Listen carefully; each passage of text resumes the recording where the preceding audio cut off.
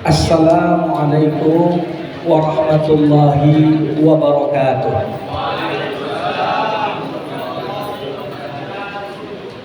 Alhamdulillahi rabbil alamin. Alhamdulillah wassalatu wassalamu ala rasulillah wala haula wala quwwata illa billah. Tentunya yang sama kita muliakan Dekan Fakultas Kedokteran Universitas Sumatera Utara, Prof. Aldi, beserta seluruh jajaran, para wakil dekan, para dosen-dosen yang ada di lingkungan Fakultas Kedokteran USU.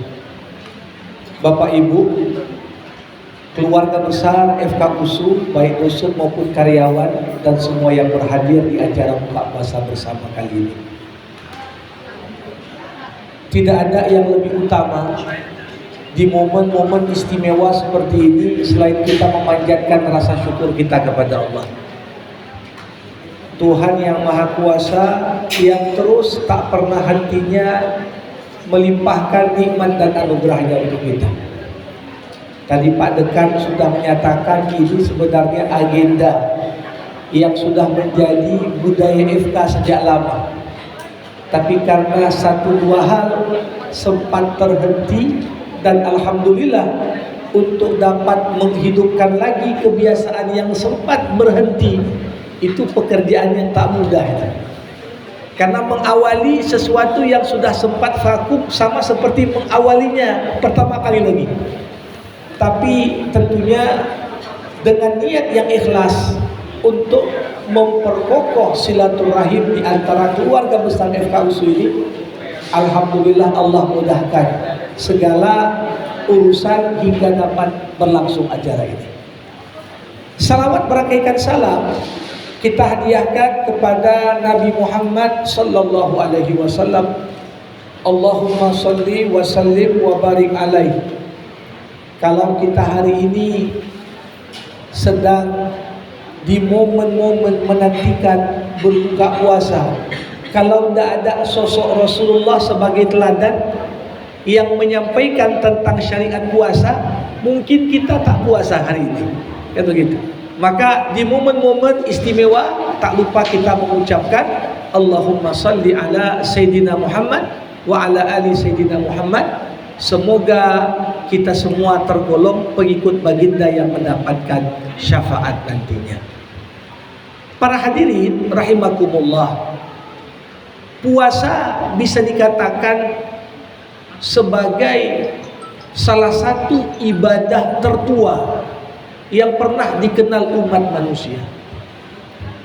Bahkan fakta ini diisyaratkan juga dalam Al-Quran.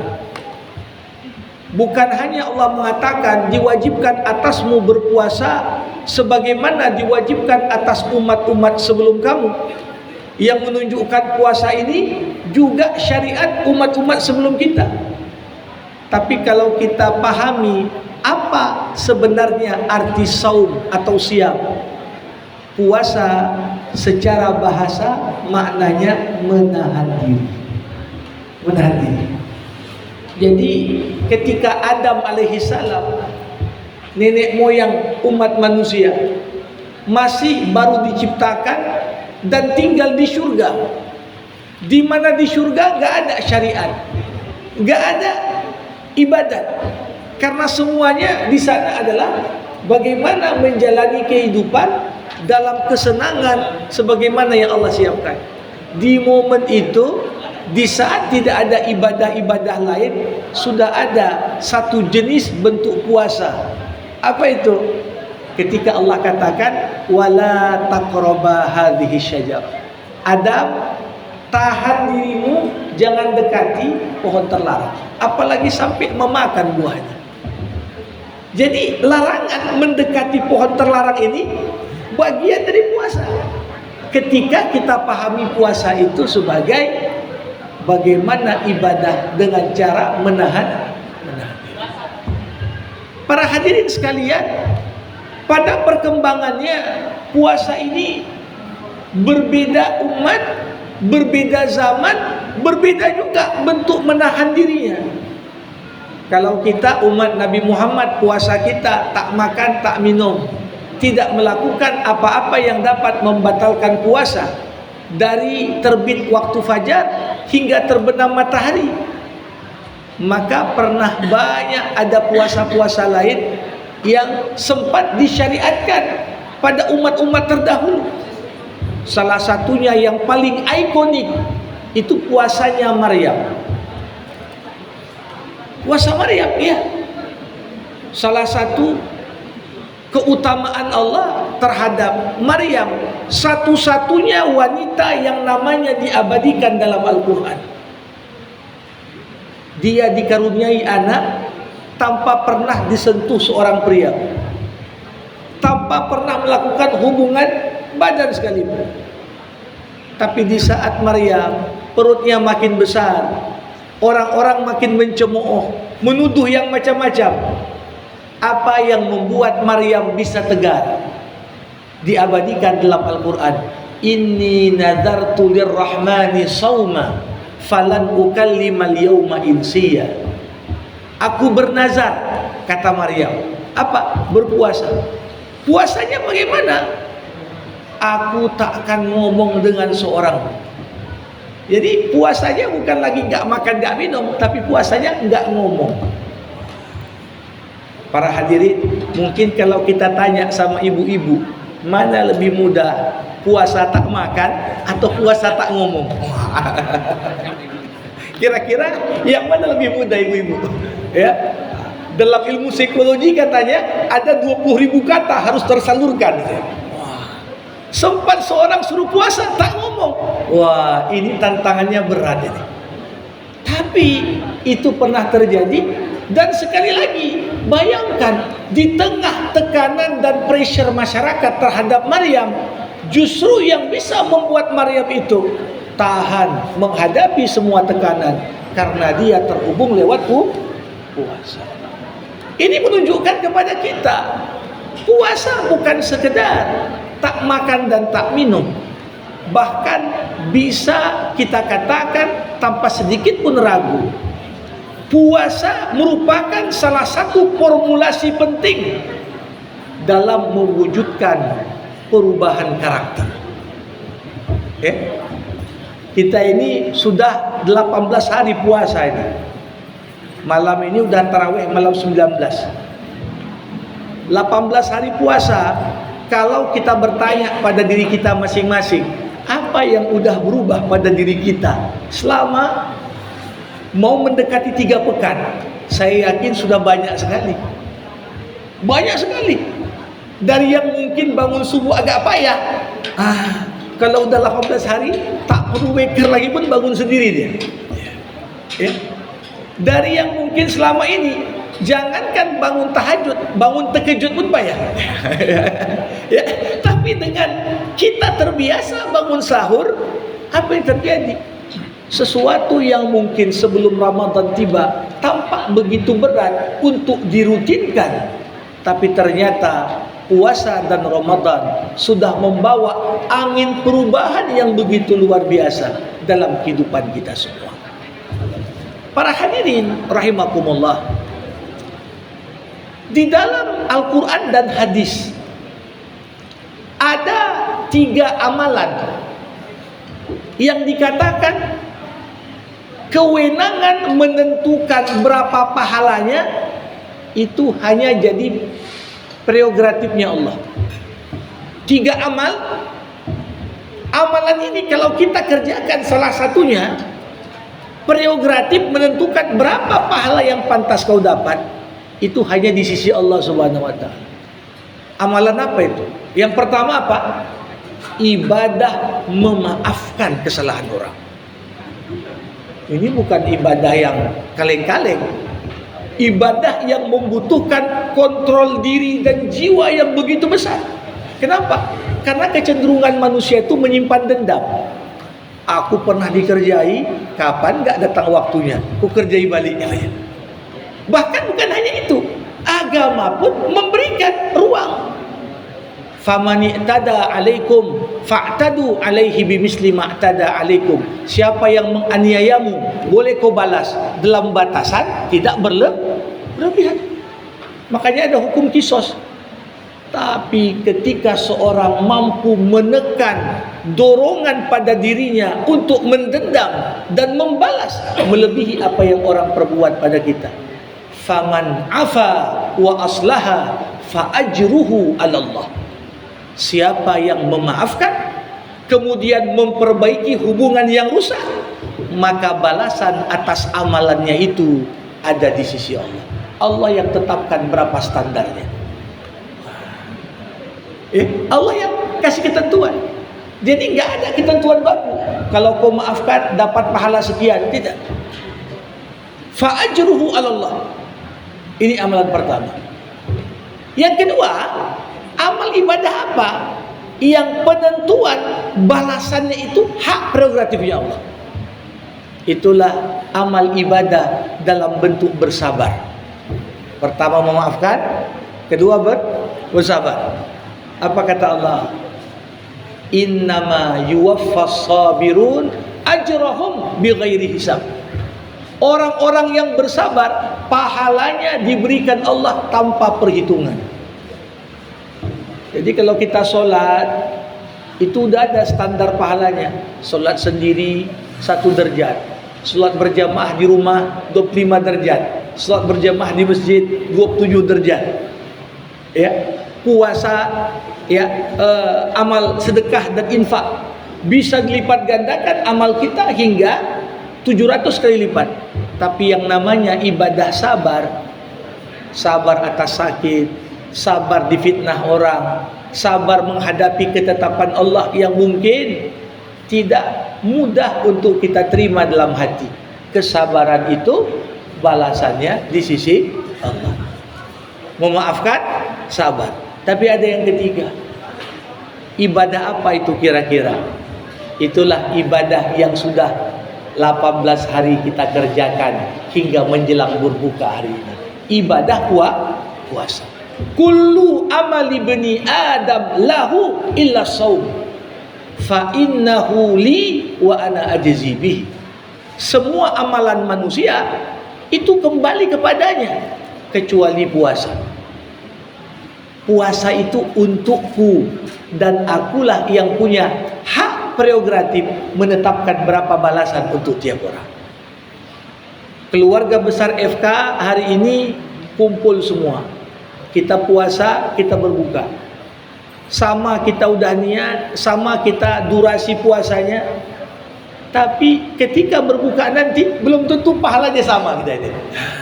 Belum tentu semuanya pahalanya sama. Tiap orang dapat balasan dari puasanya tergantung sejauh mana ketika dia berpuasa mampu mengontrol dirinya.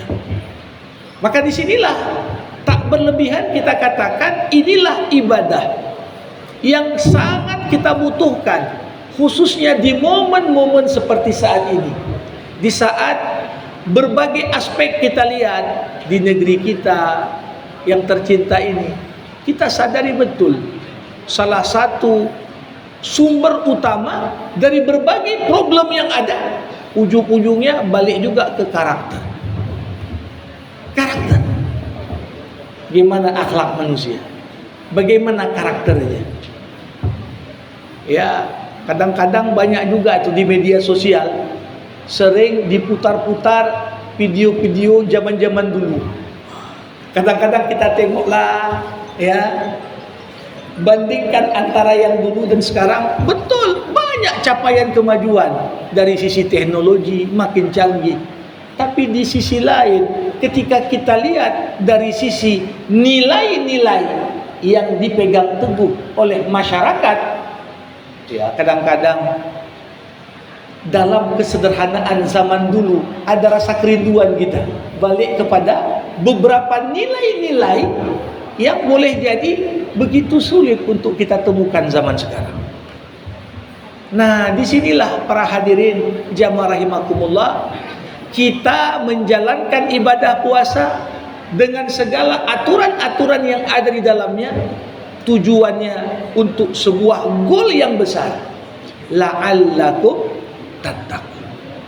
Allah pengen kita puasa itu, Allah nggak katakan kusuruh kau puasa supaya kau lapar. Kusuruh kau puasa supaya kau haus, tapi aku perintahkan atas kalian berpuasa agar kalian bertakwa. Artinya amal ibadah yang kita kerjakan ini mampu menghantarkan kita dari satu kondisi kepada kondisi lain yang insya Allah jauh lebih baik. Kita coba renungkan para hadirin, bagaimana kita sebelum Ramadan dan kita begitu masuk Ramadan, hubungan kita dari sisi ibadah yang paling pokok dan paling dasar lah solat.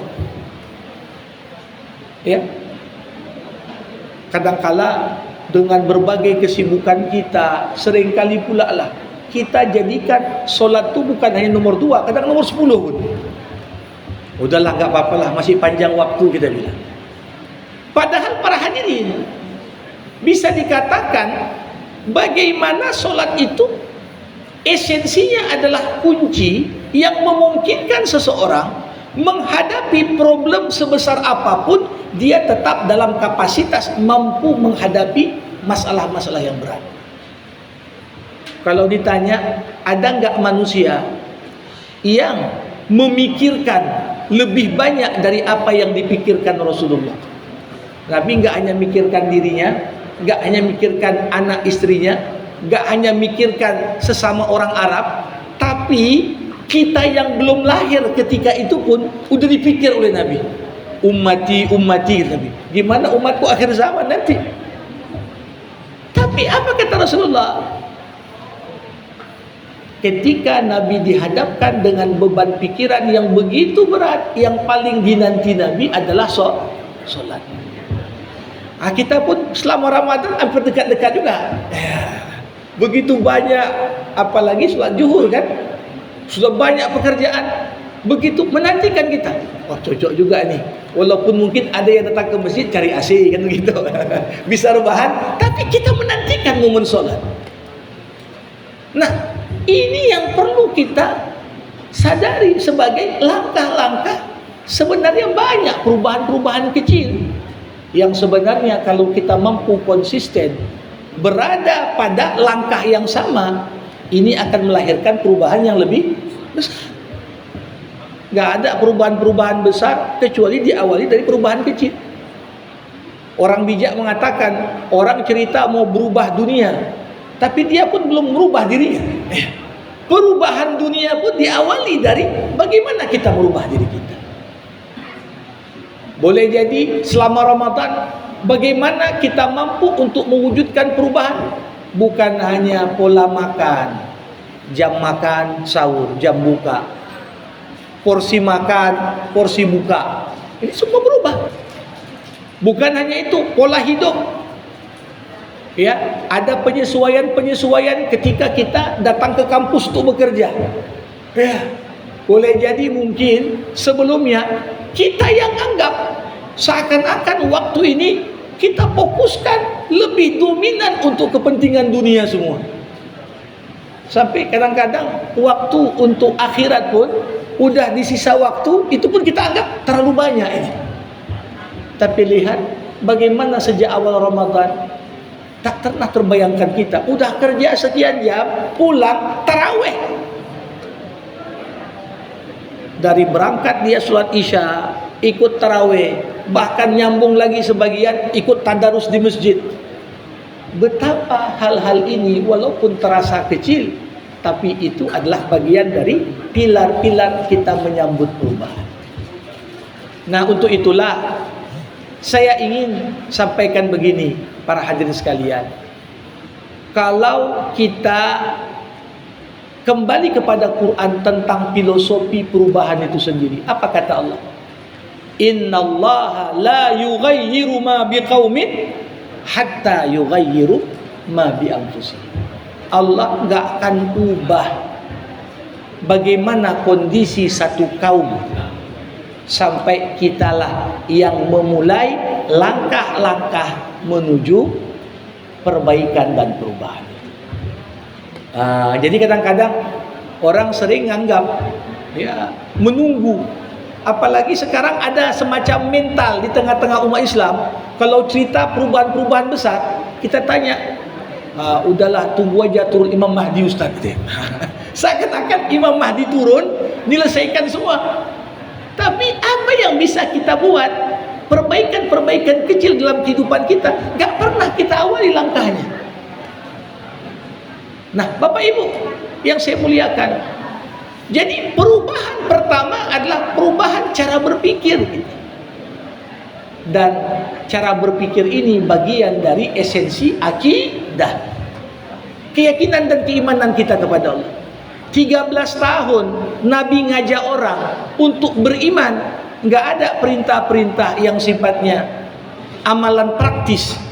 Karena 13 tahun di Mekah fokusnya apa? Merubah cara berpikir. Sampai dikatakan setiap perubahan harus diawali dari keinginan untuk berubah. Ya, mau memperbaiki apapun, memperbaiki sholat, memperbaiki puasa, memperbaiki zakat, memperbaiki hubungan dengan tetangga, semuanya dimulai dari nawaitu.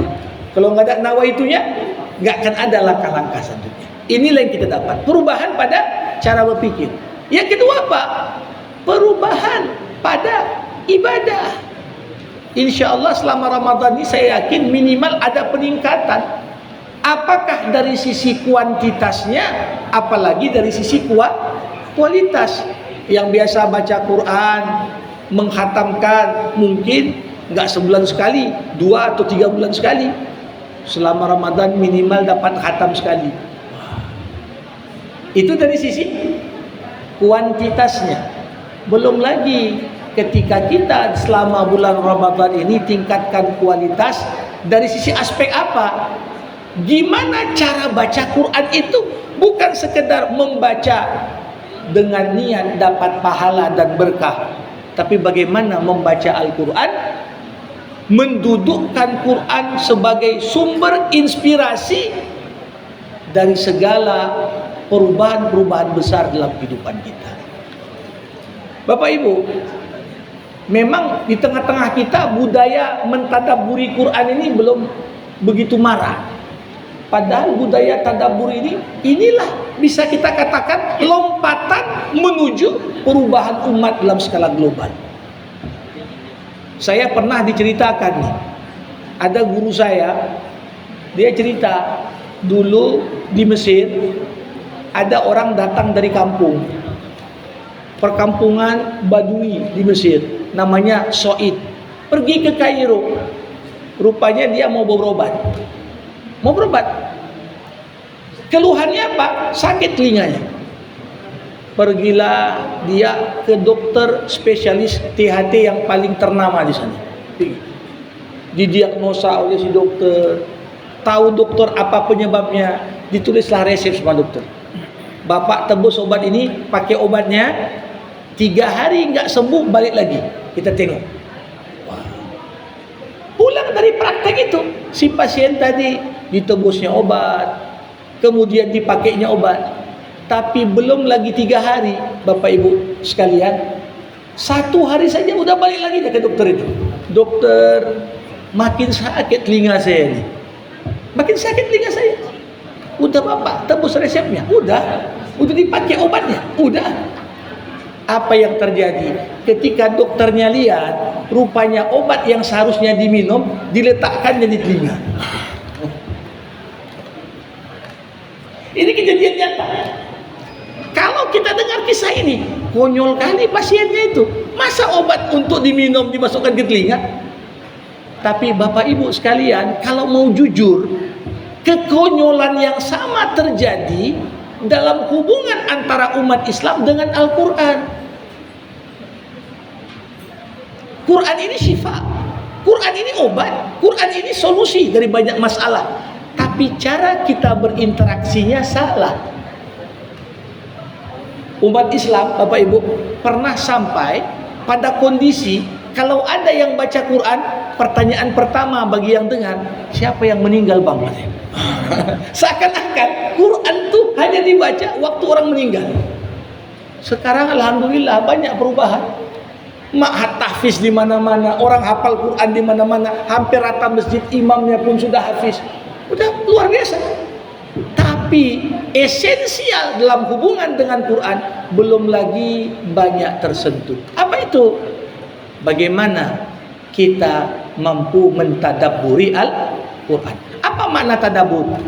Tadabbur sederhananya berarti setelah kita baca ayat, kita baca terjemahannya, tahu kita makna umumnya, mentadabbur artinya tanyakan pada dirimu, bagaimana posisimu dari ayat yang kau baca.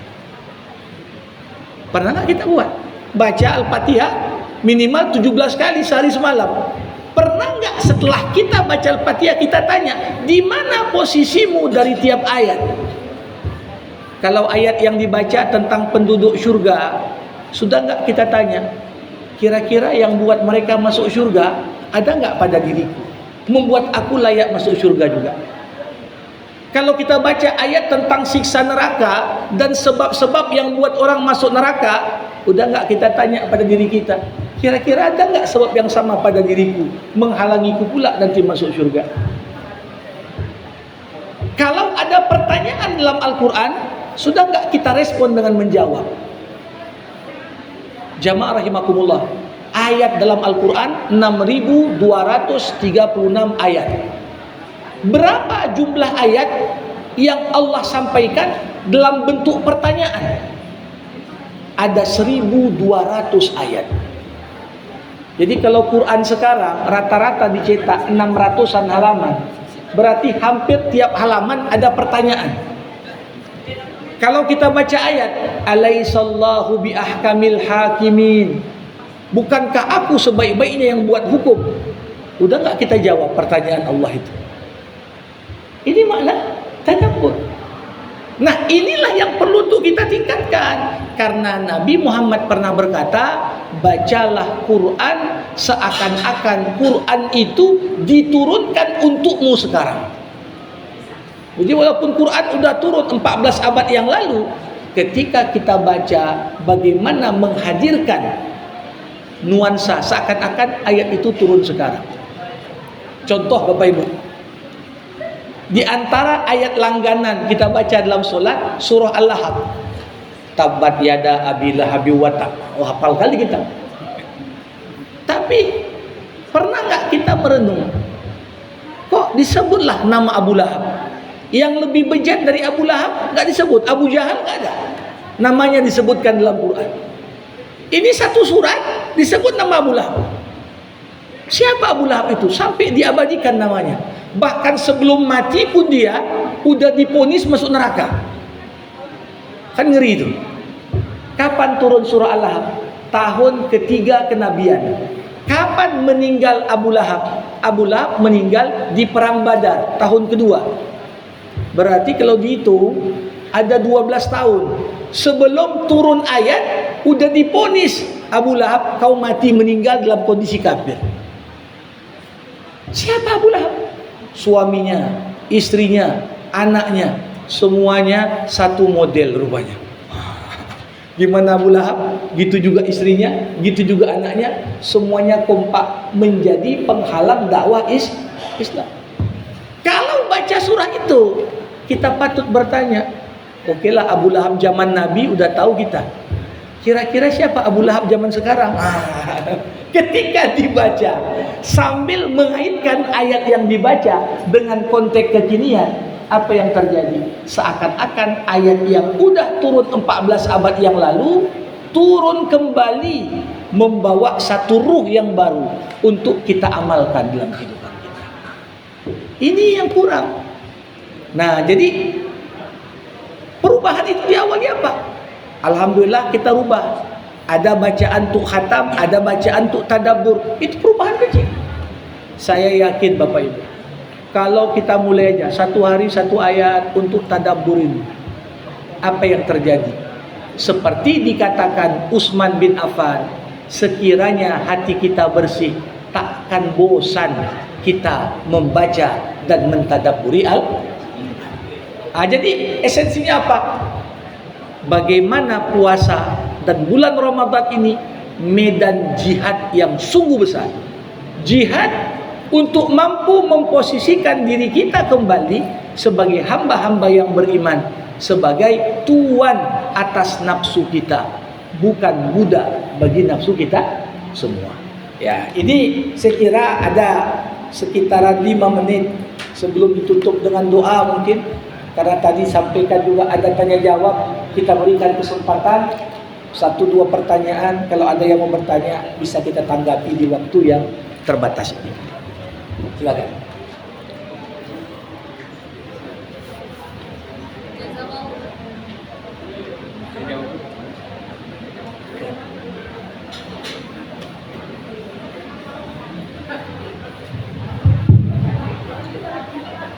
Jazakallah khairan kepada Ustadz Profesor Dr. Haji Zamakhsyari LCMA atas tausiah yang sangat bermakna. Sekarang kita akan memasuki sesi tanya jawab. Bagi rekan-rekan yang ingin mengajukan pertanyaan, dipersilahkan untuk mengangkat tangan.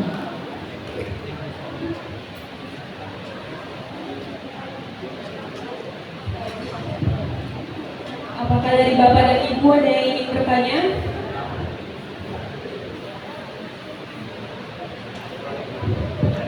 Ini Bapak Ibu ada yang bertanya atau nggak ada yang bertanya pun tak bergeser juga waktu berbuka, insya Allah. Jangan nanti pikir bertanya lama bukanya gitu. Tetap sama waktunya, insya Allah. Ya. Silakan. Ya. Silakan.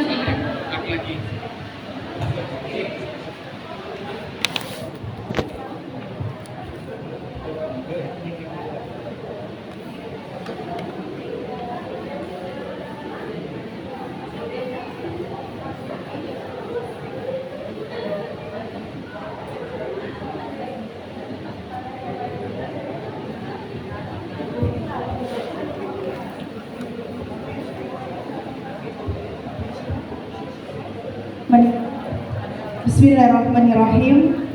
Assalamualaikum warahmatullahi wabarakatuh. Waalaikumsalam warahmatullahi wabarakatuh. Silakan Ibu. Ya, izin Pak Ustadz terkait dengan bagaimana menjadikan Al-Quran ini ya Pak Ustadz ya, menjadi benar-benar pedoman di dalam hidup kita ya, khususnya ini para generasi muda Pak Ustadz.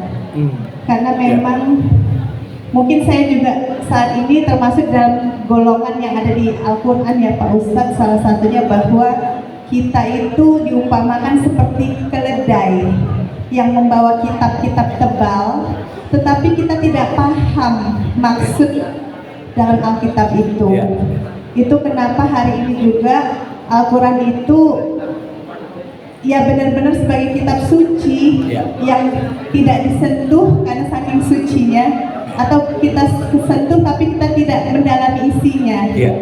Nah, jadi dalam hal ini yang ingin saya tanyakan adalah bagaimana strategi kita agar Al-Quran ini benar-benar membumi, menjadi pedoman, menjadi pijakan di dalam setiap tindakan kita. Termasuk kami sebagai dokter, ketika kami melakukan satu tindakan bahwa benar-benar landasannya itu adalah Al-Quran. Itu yang kami mintakan kepada Pak Ustadz. Terima kasih. Assalamualaikum warahmatullahi wabarakatuh. Waalaikumsalam warahmatullahi wabarakatuh. Baik, ada lagi biar saya jawab sekaligus ya. Satu lagi boleh kita tampung yang laki-laki. Ya. Assalamualaikum warahmatullahi wabarakatuh. Waalaikumsalam warahmatullahi. Izin Ustaz, nama saya Aidil Arfan, tenaga pendidik di PTSDN. Iya. PSPPD. Yang saya mau tanyakan Ustaz, bahwasanya tadi Ustaz menyampaikan ceramah mengenai tentang berapa pertanyaan yang ada di dalam Al-Quran. 1.200 pertanyaan. Setiap pertanyaan pasti ada. Sebagaimana saya mendengarkan tausiah yang saya dapatkan, yaitu bahwasanya Al-Quran itu adalah way of life. Makna dari way of life itu apa Ustaz? Mohon diberikan penjelasan dan penerjemahannya. Terima kasih Ustaz. Assalamualaikum warahmatullahi wabarakatuh. Waalaikumsalam. Kita sudahi 2 penanya. Yang pertama tadi bagaimana kita strateginya supaya Quran itu betul-betul membumi.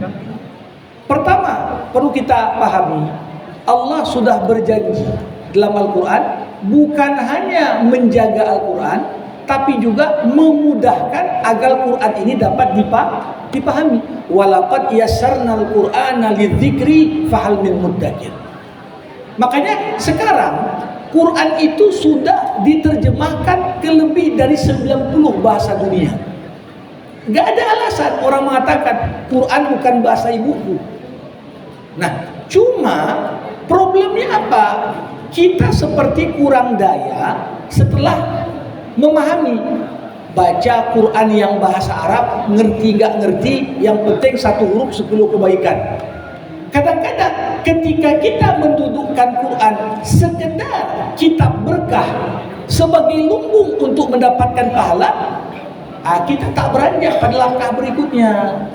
Padahal Quran sendiri berapa kali nyuruh kita berpikir, afala taqilun, afala yanzurun, afala tadhakkarun. Beragam redaksi nyuruh kita pikir. Maka saya katakan juga, apa kontrasnya zaman sekarang dengan zaman turun Quran pertama kali? Perintah pertama dalam Quran itu Iqra. Itulah yang mengantarkan umat ini hanya dalam waktu yang relatif singkat mampu menguasai dunia. Tapi di masa kemunduran, perintah Iqra berubah menjadi perintah Urkus. Urkus artinya apa? Joget. Ini dia. Ini terjadi. Ada problem, bukan dipikir problem. Udah jogetin aja. Kita, jadi bagaimana mendudukkan Quran? Pertama, Quran itu dikaitkan dengan pertanyaan kedua, way of life. Apa maknanya? Menjelaskan pada kita hidup ini dari mana awalnya, kemana akhirnya, kenapa kita ada di dunia ini. Way of life, jalan kehidupan. Artinya apa? Banyak orang hidup tapi tak tahu tujuan hidup. Makanya para hadirin, pernah nggak Bapak Ibu jumpa orang beli mobil, cari mobil yang nggak ada remnya? Nggak ada. Semua kita kalau beli mobil tes dulu remnya ini, hidup nggak? Padahal fungsi dari rem bertentangan dengan fungsi mesin. Fungsi mesin bergerak, fungsi rem menghentikan gerak. Tapi kenapa kita rasa rem penting? Karena kalau Al-Quran dengan ajarannya tak membatasi kebebasan kita, kita semua seperti orang naik mobil yang remnya belum. Ini diharamkan, ini dihalalkan, ini boleh, ini tak boleh. Itulah way of life. Ya, ini berapa waktu tersisa? Sudah masuk? Baik, Bapak Ibu, ini informasi sudah masuk waktu, maka kita baca zahabal dhama wabtallatil huruf wa thabatul jiddu insyaallah. Allahumma laka sunnah wa bika amanna wa ala rizqika aftarna bi rahmatika ya arhamar rahimin.